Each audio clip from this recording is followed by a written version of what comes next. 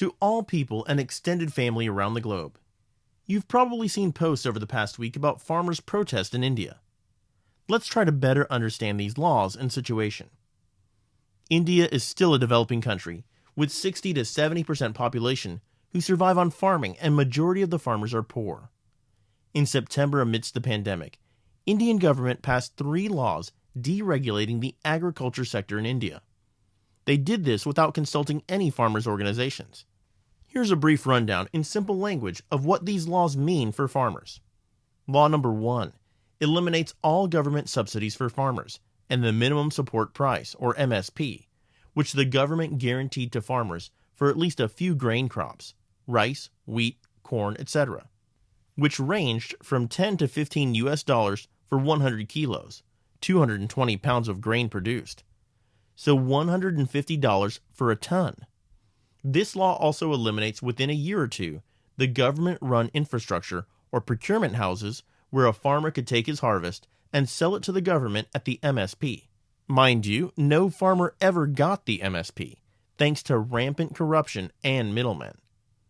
So in its place, the government is letting private corporations and large companies take its place, where the farmers will have to do contract farming with the corporate and private sector.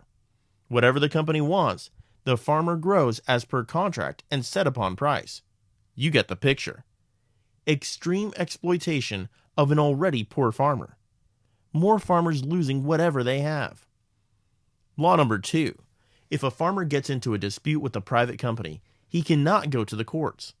No legal recourse for 50 to 60% of India's population in case a big corporation exploits them. As a citizen of India, you can't go to your own Indian courts. Instead, some local government official will resolve and arbitrate the disputes. And who do you think the corrupt government official is going to be in favor of? Law number 3. Any person or entity can hoard or store an unlimited quantity of any essential commodity or food product. 90 to 95% of farmers have no means to build their own cold storage, but large corporations do.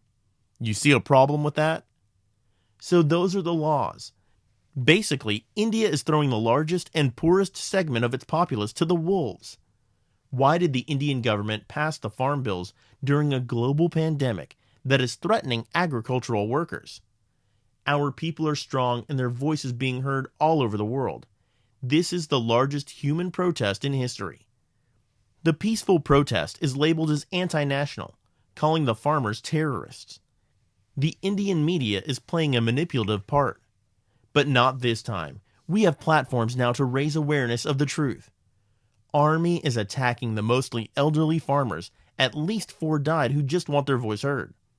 What the government doesn't understand is that these elders are willing to die on the makeshift camp, then let the future of their children be lost in poverty and usurpation.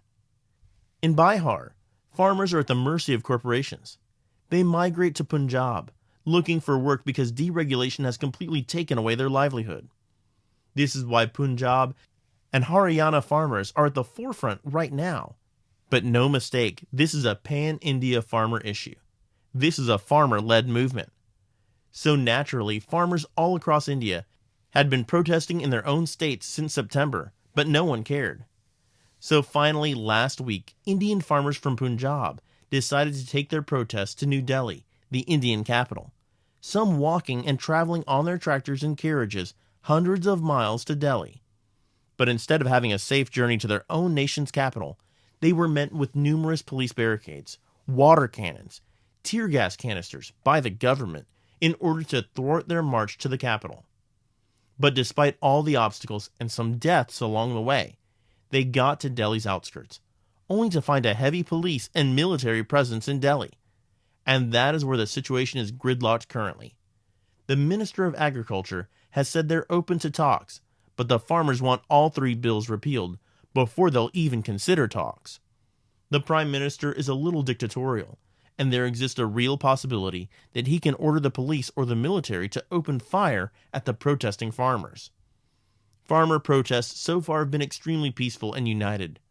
Farmers are camped out for miles on end on the roads approaching Delhi, and have brought enough food with them on their trolleys to last them many months.